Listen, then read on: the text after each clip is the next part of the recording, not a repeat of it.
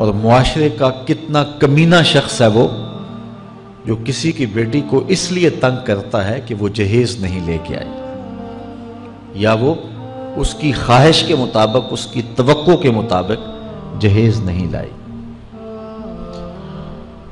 شریعت اسلامیہ نے تو نکاح کو آسان قرار دیا، اور یہ جو ہم اتنی لمبی چوڑی باراتیں لے کر کے چلے جاتے ہیں بیٹی والوں کے گھر میں، تو اسلام میں تو اس کا ایسا کوئی تصور نہیں ہے۔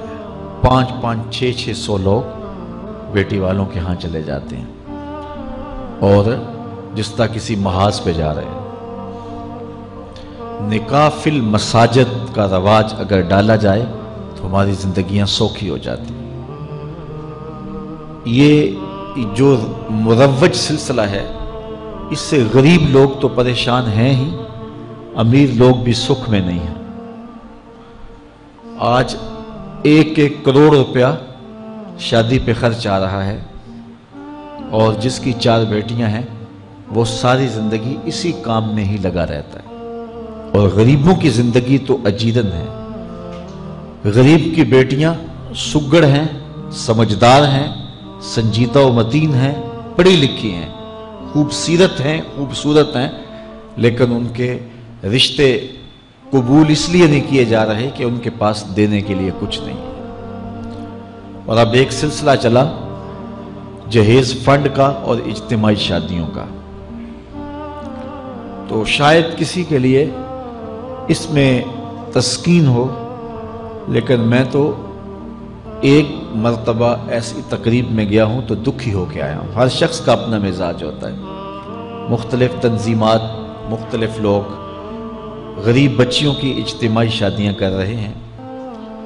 تو میں ایک تقریب میں مجھے کھینچ کے کچھ لوگ لے گئے۔ میں نے کہا مجھے تجربہ تو نہیں ہے، لیکن مجھے لگتا ہے کہ میرے لیے تکلیف کا سامان ہوگا، اور دوست جس مقصد کے لیے مجھے لے کے جا رہے ہیں تو ان کا مقصد بھی پورا نہیں ہوگا۔ ایسا ہی ہوا۔ ایک ہال میں 15 سے 20 بچیاں تھیں، اور دوسری جانب 15 سے 20 بچے تھے، اور ان کے مہمان، ان کا ہجوم تھا، اور اسٹیج کے اوپر جو کرسیاں لگی تھیں ان پر مخیر حضرات بیٹھے ہوئے تھے جنہوں نے سرمایہ لگایا اور جہیز فنڈ دیے، اور تنظیم کے لوگ آ کے اپنی کارکردگی بیان کر رہے تھے۔ تو آخر میں انہوں نے مجھے کہا کہ ہم آپ سے کچھ سننا چاہتے ہیں۔ تو میں نے بیٹھے بیٹھے کہا کہ میں دعا کر دیتا ہوں، لیکن ان کا اصرار بڑھا۔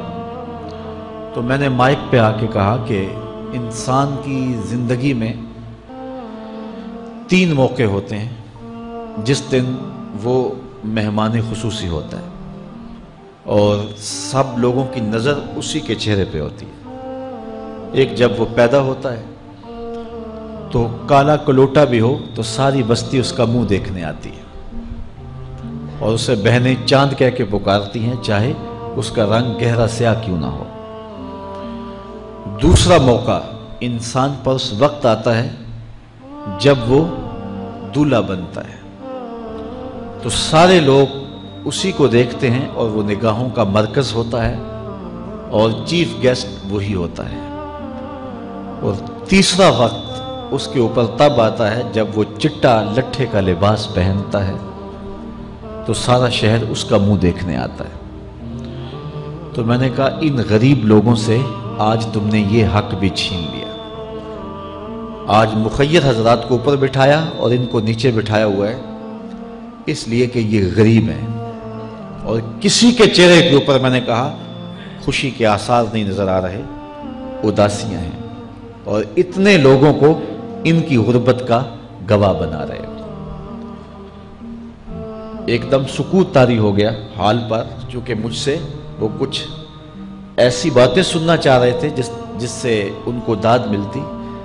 میں نے کہا تمہارے جذبے اپنی جگہ پہ، لیکن کاش کے رات کے اندھیرے میں ان بیٹیوں کے ماں باپ کو تم نے کچھ پیش کیا ہوتا اور یہ اپنے گھر سے رخصت ہوتی تو عرش والا رب بڑا راضی ہوتا۔ لیکن برا کرے نمائش کا کہ ہم نے ان بیٹیوں کا تماشا لگا دیا۔ میں ایک شہر میں گیا تو وہاں آج کل وہ پہلے تھا نا عمرے کے ٹکٹ محفل نعت میں، تو آہستہ آہستہ مجمع سمٹ گیا، تو اب ایک نیا سلسلہ شروع ہوا ہے کہ جہیز کی پرچیاں نکالی جائیں گی۔ تو اسی سال آپ کے قرب میں ایک جگہ 10 کے 15 جہیز فنڈ تھے، تو مجھے خطاب کرنے کے لیے انہوں نے کہا، تو بڑے شوق سے منتظم محفل نے بتایا کہ 15 بچیوں کا جہیز بھی نکالا جائے گا، اور اس پردے کے پیچھے ہزاروں بچیاں بیٹھی ہوئی ہیں۔ تو میں نے اپنی گفتگو میں کہا کہ یہ ظلم نہ کرو، یہ زیادتی نہ کرو، تمہارے پاس 100 لوگوں کا کھانا ہے تو 500 لوگوں کو نہ بلاؤ کہ تم قرعہ اندازی کر کے 100 آدمیوں کو کھانا دے دو اور 400 آدمیوں کو کہو کہ تمہارا نام نہیں نکلا۔ تمہارے پاس 100 کا کھانا ہے تو 100 کو ہی پردے سے بلاؤ اور ان کو کھانا کھلا دو۔ میں نے کہا 10,000 بیٹیاں اس پردے کے پیچھے بیٹھی ہیں آپ کے بقول، اور آپ ان میں سے چند کو قرعہ اندازی کے ذریعے جہیز فنڈ دے رہے ہیں۔ ہر پرچی پہ 10,000 بیٹی کا دل دھڑکے گا کہ شاید میرے مقدر جاگ پڑے اور غموں کی سیاہ رات ختم ہو گئی، لیکن جب آخری پرچی کے بعد اعلان کیا جائے گا کہ قرعہ اندازی مکمل ہو گئی، تو کتنی بیٹیاں گھروں میں جب واپس جا رہی ہوں گی تو تم نہیں جانتے ان کے قدم کتنے بوجھل ہوں گے۔ اور رسول اللہ کا میلاد ہو اور بیٹیاں آنسو بہاتی ہوئی جائیں، تو میں نے کہا تم خوشیاں خریدنے لگے تھے، غم خرید لیے تم نے، خوشیاں بانٹنے لگے تھے، غم بانٹ لیے تم نے۔ تو یہ زیادتی نہ کرو، یہ جو رواج پڑ رہا ہے یہ اپنی نمائش کے لیے، خدا را آگے تم نے عمرے کے ٹکٹ بانٹے، بہت کچھ کیا لوگوں کو اکٹھا کرنے کے لیے، اور کیا کیا رنگ اپنائے گئے۔ میں نے کہا وہ اچھا تھا، چلو مجھے اس پر بھی بات ہے، لیکن چلو میں نہیں کرتا، لیکن یہ ظلم نہ کیا جائے کہ محافلات میں مجمع اکٹھا کرنے کے لیے جو ہے وہ غریبوں کی بچیاں بلا کر کے تو 10 کو آپ دے کے باقیوں کہیں کہ معذرت ہمارے پاس اتنا ہی تھا۔ تو آپ کے پاس 100 کا کھانا ہے، 100 کا پانی ہے، تو 500 پیاسوں کو نہ بلائیں، 500 بھوکوں کو نہ بلائیں، 100 کو ہی بلا کر کے پردے سے جو ہے وہ ان کی مدد کریں۔ تو میں یہ کہتا ہوں کہ ہم جہیز فنڈ دینے کی بجائے، یہ جب تک یہ حالات ختم نہیں ہوتے، میں خفیہ طور پہ یہ بھی کرنا چاہیے، لیکن ساری قوم ادھر لگ گئی ہے، تو اس کی بجائے ہمارے علماء کو، ذمہ دار کو، یہ مختلف چینلز کے اوپر یہ جو ٹاکنگ ہوتی ہے اس پہ گفتگو ہونی چاہیے کہ اس رسم کو ختم کیا جائے اور معاشرے کی تربیت کی جائے کہ بیٹیوں کا رشتہ اس لیے قبول کیا جائے کہ وہ دیندار ہیں، وہ پردے دار ہیں، وہ سگڑ ہیں، وہ پڑھی لکھی ہیں اور ان کے اخلاق اچھے ہیں، یہ معیار بنایا جائے، دولت کو معیار نہ بنایا جائے۔ اس طرح معاشرے پس جائیں گے اور معاشرے کے پلے کچھ بھی نہیں بچے گا۔ اور آج اندازہ نہیں ہے ہم کو کہ جس کی بیٹیاں گھر کی دہلیز پہ جوان ہے اس کی زندگی کتنی کٹھن گزر رہی ہے۔ کوٹھے تے چڑھ ویخ فریدا تے کر کر بلدی اگ، میں جاتا دل دکھی میرا پر دکھی سارا جگ۔ تو پورا معاشرہ اس وقت اس اذیت سے، اس کڑن سے گزر رہا ہے کہ بیٹیاں جوان ہیں اور رشتے نہیں مل رہے، اور پھر اگر رشتے مل رہے ہیں تو بیٹے والوں کے نخرے ہی بڑے عجیب ہیں، اور پھر جس طرح وہ بیٹیوں کو، غریبوں کی بیٹیوں کو لونڈیاں بنا کے اپنے گھروں میں رکھتے ہیں، تو یہ ایک الگ درد کی اور دکھ کی کہانی ہے۔ میرے پاس لوگ آتے ہیں، دعا کیجئے، کاروبار نہیں ہے، معاشی بحران ہے، مالی پریشانیاں ہیں، بچے کے امتحان سر پہ ہیں، بہت سارے مسائل لے کر لوگ آتے ہیں، لیکن کوئی نہیں، لوگ حوصلے سے مصائب کا مقابلہ کرتے ہیں، کاٹتے ہیں۔ لیکن کچھ لوگ آتے ہیں دعا کے لیے تو بات کرتے ہی آنکھیں چھلکنے لگتی ہیں اور میرا دل بھی قابو میں نہیں رہتا۔ لوگ کہتے ہیں کہ حضرت دعا کرو، بیٹی سسرال میں دکھی ہے، اللہ سکھ دے دے۔ تو میں دعا بھی کرتا ہوں، لیکن میں تنہائی میں جا کے روتا ہوں کہ اس درد کا مداوع کیا ہے، اس دکھ کا علاج کیا ہے، اور معاشرہ تیزی سے اس تکلیف کی طرف بڑھ رہا ہے۔ اور طلاق کی شرح بھی جو ہے وہ بڑھتی چلی جا رہی ہے۔ میرے پاس ایک دن ایک صاحب آئے، ساتھ ان کی بیوی تھی، اور میں انہیں جانتا ہوں، عزت دار لوگ تھے۔ تو انہوں نے کہا کہ ہم آپ سے کوئی تنہائی میں بات کرنا چاہتے ہیں۔ تو ان کے اپنے عزیز تھے، بیٹیاں اس شخص کی زیادہ ہیں، اپنے عزیزوں میں شادی کر دی، تو اس وقت انہوں نے طے کر لیا کہ کوئی بات نہیں، ہم جہیز نہیں لیتے۔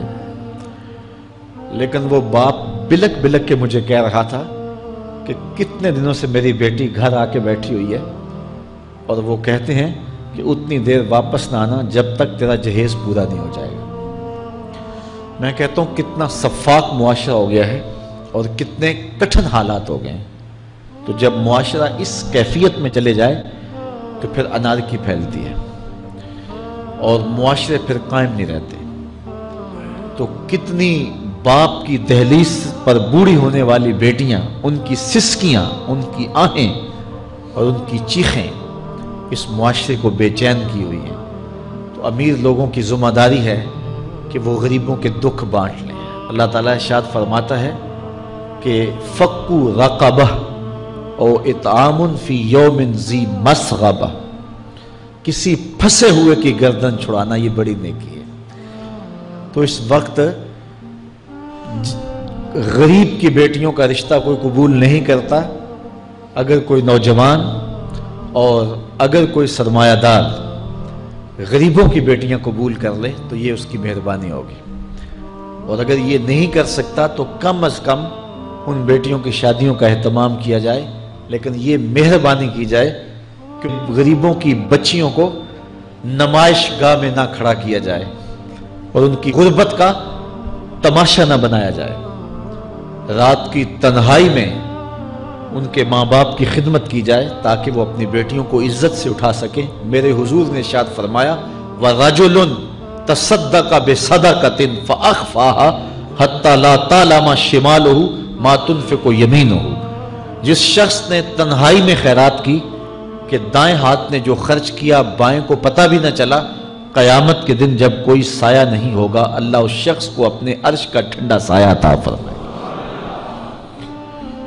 تو یہ جو اجتماعی شادیوں کا ماحول ہے، تو اگر اس کو ہم اس میں تبدیل کر لیں کہ غریبوں کی عزت نفس مجروح نہ ہونے پائے، تو اللہ تعالیٰ یہ توفیق نصیب فرمائے اور معاشرے کے اندر ایسے لوگ نکلیں جو معاشرے کے دکھ بانٹتے ہیں۔ اور علماء کو ممبر و محراب سے زوردار آواز اٹھانی چاہیے کہ یہ جو رسم پیدا ہو گئی ہے جہیز کی، اور اس کے بغیر بیٹیاں گھر سے رخصت نہیں ہو سکتی ہیں، تو اس کو ختم کیا جائے اور اس کے خلاف عملی جہاد کیا جائے، اور اس کے لیے امیر لوگ نمونہ بنیں۔ غریب لوگ تو نمونہ بن نہیں سکتے، مشکل ہے ان کے لیے، لیکن امیر لوگ اگر نمونہ بنیں تو وہ بن سکتے ہیں اور معاشرے کے اس ناسور کو ختم کیا جا سکتا ہے، اور غریبوں کی بیٹیاں عزت سے اپنے پیا گھر سدھار سکتی ہیں، اور ان کو جو ہے ان کے ماں باپ کو تسکین کی اور چین کی نیند آ سکتی ہے۔ آج میں نے نکاح کے حوالے سے بہت ساری باتیں کرنی تھی، لیکن عنوان ادھر چلا گیا چونکہ یہ ایک سلگتا ہوا مسئلہ ہے اور ہمارے معاشرے کو کاٹ رہا ہے اور توڑ رہا ہے۔ ایک تو گھروں کی دہلیز پہ بیٹیاں بوڑھی ہو رہی ہیں، اور دوسرا شرع طلاق جو ہے وہ بڑھتی چلی جا رہی ہے۔ اس حوالے سے میں زیادہ لمبی گفتگو نہیں کرتا،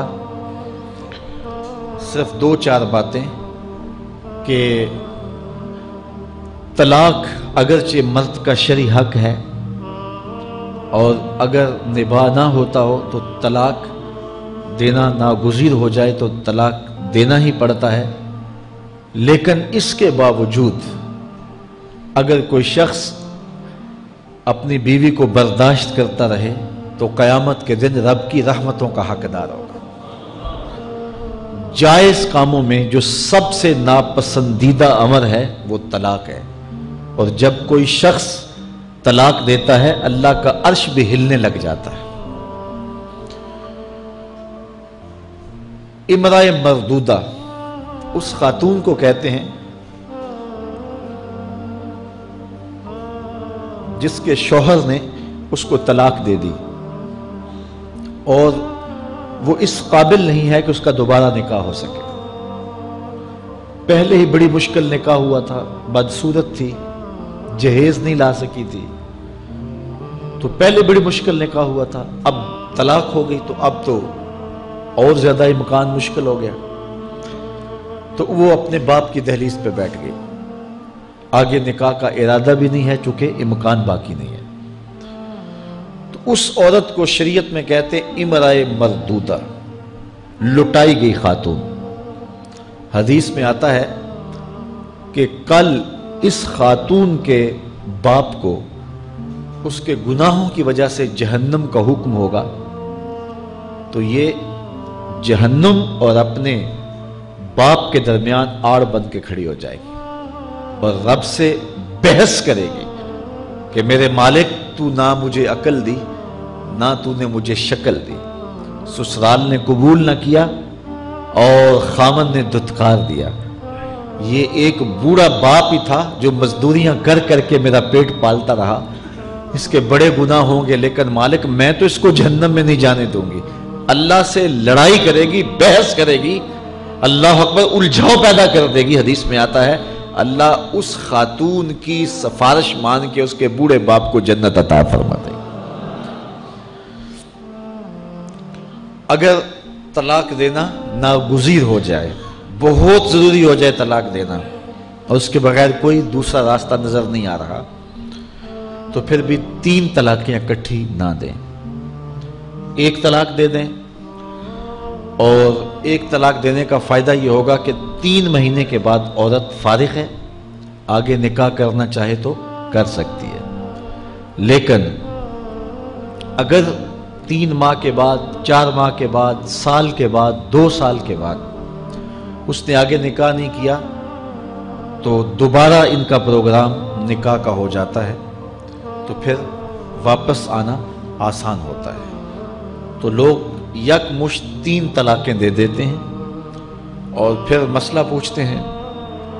تو چونکہ ہمارے یہاں کثرت احناف کی ہے اور واضح احکام جو شریعت کے ہیں وہ 3 اکٹھی طلاقیں اگرچہ ناپسند ہیں لیکن 3 طلاقیں اکٹھی 3 ہی ہو جاتی ہیں. تو پھر اس کے بعد اپنا مسلک بدلنے کی کوشش کرتے ہیں، یا جو ہے وہ ایسے لوگوں سے فتویٰ دیتے ہیں جن کا یہ فتویٰ نہیں ہے اور ایک عجیب الجھن میں مبتلا ہو جاتے ہیں.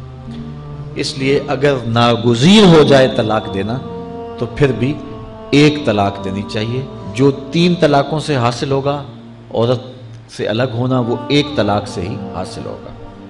اور 1 طلاق بھی طہر کی حالت میں دینا چاہیے، عالم حیض میں نہیں، چونکہ ان دنوں کے اندر مرد کا رجحان عورت کی طرف زیادہ ہوتا ہے. اس لیے شریعت نے طہر میں طلاق دینے کا حکم دیا ہے اگر کوئی طلاق دینا چاہے.